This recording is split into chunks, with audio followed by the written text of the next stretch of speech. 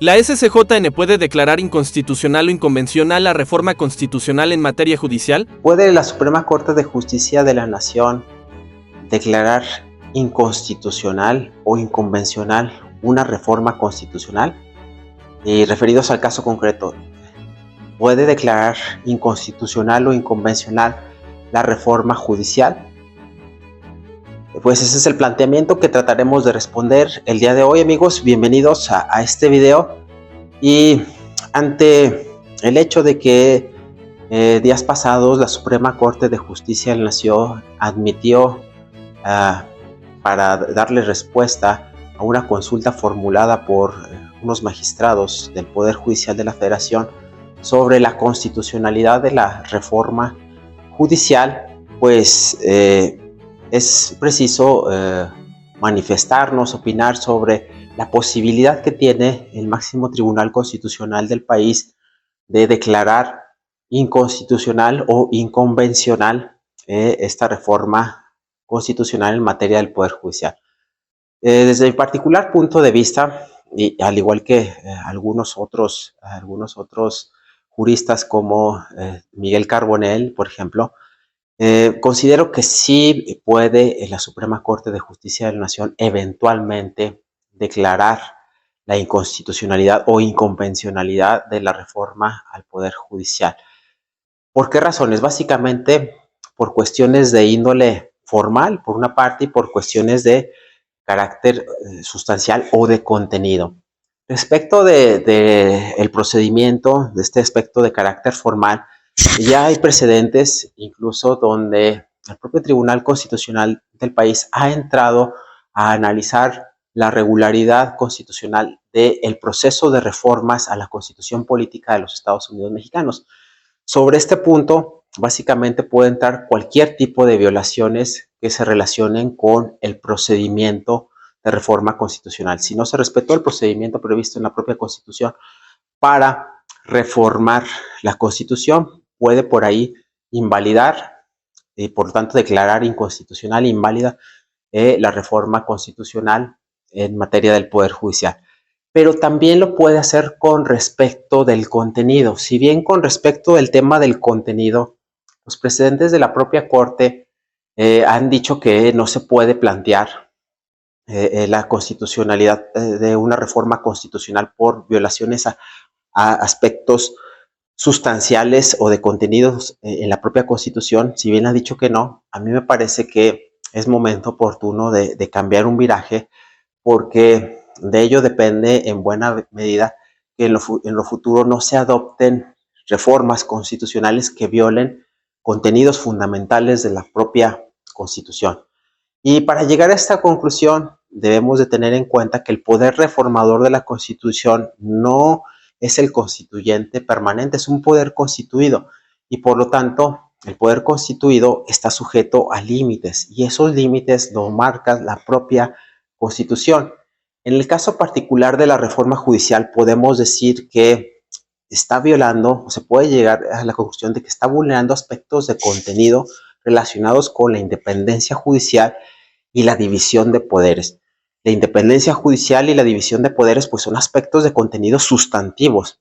si me permiten llamarlo así, son de las decisiones políticas fundamentales que no están objeto a discusión, que se salen fuera de la esfera de decisión de las mayorías y por lo tanto tienen que ser respetadas. Son de las llamadas cláusulas pétreas o cláusulas etéreas, aunque aquí en México no hay una doctrina muy desarrollada respecto de las cláusulas o contenidos pétreos. A mí me parece que en este caso sí se trata de un principio fundamental, porque recordemos que cualquier Estado que se jacte de ser o de adjetivar como constitucional, uno de los postulados fundamentales es que se respete la independencia judicial y por lo tanto la división de poderes. Sin independencia judicial, sin división de poderes, prácticamente podemos concluir que no existe un Estado constitucional, que no existe una constitución o que un Estado carece de constitución. Entonces, de ahí la importancia de que se aboca el estudio de temas de violaciones sustanciales de esta reforma judicial, que en mi particular punto de vista puede recaer en la violación a los principios de independencia judicial y de división de poderes. Pero esta reflexión incluso va un poco más allá, porque a partir de la reforma de 2011 tenemos un parámetro de regularidad constitucional más amplio, conformado por la Constitución y los tratados internacionales de derechos humanos. En las últimas resoluciones de la Corte Interamericana de Derechos Humanos, donde el Estado mexicano se ha visto involucrado, en el caso Zompatla y Tecpile y otros contra México, en el caso García Rodríguez y otros contra México, la Corte Interamericana de Derechos Humanos dejó claro también que los preceptos constitucionales son objeto de escrutinio convencional. Es decir, lo previsto en las normas constitucionales tienen que respetar los tratados y convenios internacionales suscritos por el Estado mexicano. Entonces, también cabe la posibilidad de que se analice la convencionalidad de esta reforma judicial, es decir, se analice esta reforma judicial a la luz de los tratados y convenios internacionales suscritos por el Estado mexicano, particularmente de la Convención Americana de Derechos Humanos, que igualmente tutela este principio de independencia judicial. Entonces a mí me parece también acertado que se realice un escrutinio convencional de la reforma judicial y que por ahí ya se vaya sentando el precedente de que cuando exista incompatibilidad de restricciones constitucionales respecto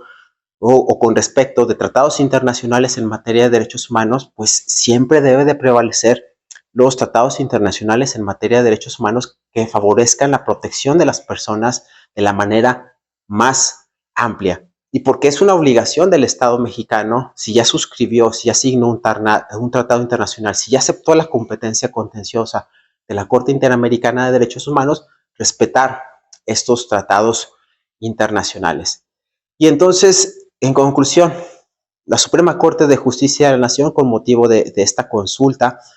fundamentada en el artículo 11 de la Ley Orgánica del Poder Judicial de la Federación, sí que pudiera llegar a invalidar, a declarar inconstitucional o inconvencional la reforma constitucional en materia judicial por vicios procesales o por violaciones al contenido, a la sustancia. Me parece también importante recalcar que las mayorías, por muy aplastantes que sean, tienen que respetar esos límites y esos vínculos reconocidos en la Constitución y en las convenciones internacionales de derechos humanos. Si no llegan a respetar esos límites, esos vínculos, pues se llegaría a transformar en un gobierno tiránico, se llegaría a transformar en la tiranía de la mayoría. Y esto no es propicio para un régimen que se jacte de ser democrático. Finalmente, dejo como última reflexión esa posibilidad de que se establezca un diálogo cordial entre la Suprema Corte de Justicia de la Nación, entre el Poder Judicial de la Federación, entre los poderes judiciales de los estados de las entidades federativas y el Poder Ejecutivo y el Legislativo Federal. Me parece que ese diálogo es importante para salir de la crisis constitucional en la que estamos inmersos, y señalamos que hay crisis constitucional derivado de esta aplicación de la reforma judicial porque a la fecha se han concedido más de 70 suspensiones en los juicios de amparo y no se ha acatado ninguna suspensión, y ahora también está latente la posibilidad de que la Suprema Corte de Justicia de la Nación invalide una reforma constitucional que, dicho sea de paso, está mal hecha porque tiene preceptos contradictorios. Incluso ya se habla de la posibilidad de que se haga una reforma de la reforma y que aprovechen la reforma de la reforma para que en base a ese diálogo pues se den los mejores consensos y construyan un sistema que favorezca la independencia judicial y la división de poderes. De que se requiere una reforma judicial, se requiere, pero no en los términos en los que se está planteando. Pues hasta aquí dejo esta pequeña reflexión, amigos, y como siempre, un gusto estar con ustedes, y si les agradó este video, les encargo por favor que se dejen un buen like. Hasta la siguiente.